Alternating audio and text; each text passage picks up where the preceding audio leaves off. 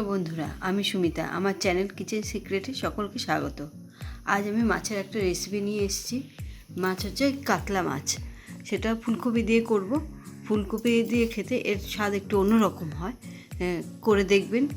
আর এই রান্নাটা দেখুন কেমন লাগে। চলুন রান্নাটা শুরু করি।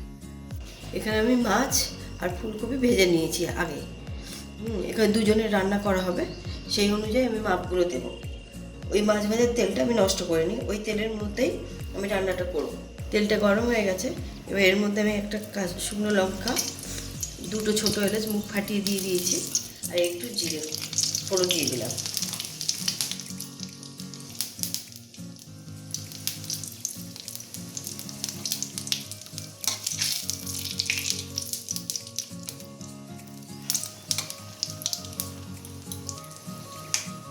এর মধ্যে এবার আলুগুলো আমি এইভাবে কেটে নিয়েছি, লম্বা লম্বা মাছের আলু না, একটু অন্যরকমভাবে এইভাবে কেটে এর মধ্যে দিয়ে দিলাম।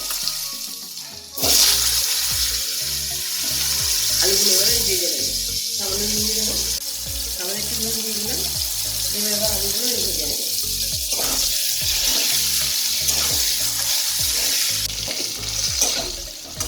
আলুগুলো আমার ভাজা ভাজা হয়ে গেছে। এবার এর মধ্যে আমি 1 চামচ, বড় চামচে 1 চামচ এখানে আদা কাঁচা লঙ্কা বাটা আছে,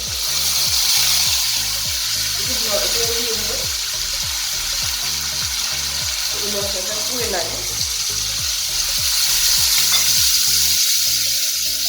এবার এর মধ্যে আমি ছোটো চামচে 1/2 চামচ জিরে গুঁড়ো দিয়ে দিলাম।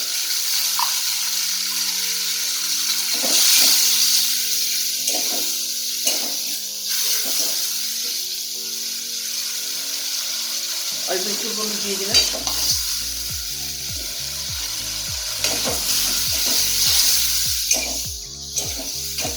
2-1 মিনিট নাড়াচাড়া করবো।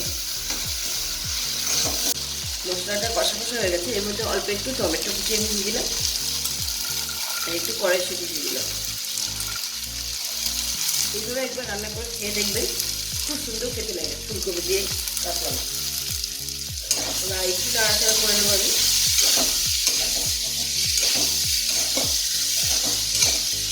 আমার এটা হয়ে গেছে, টমেটোগুলো গলে গলে গেছে, দেখুন পুরো গলে গেছে। এবার আমি এর মধ্যে একটু জল দিয়ে দিই।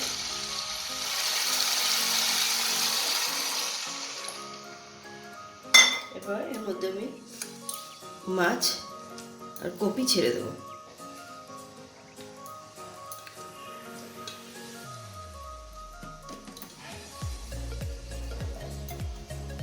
আর একটু জল দিয়ে দেবো।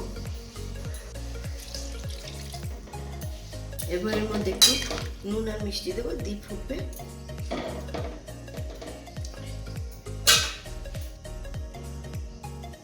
এবার আমি 1/2 চামচ নুন দিয়ে দিলাম। নুনটা যে যার স্বাদ মতো দেবেন। সামান্য একটু মিষ্টি দিলাম যাতে ব্যালেন্সটা ঠিক থাকে।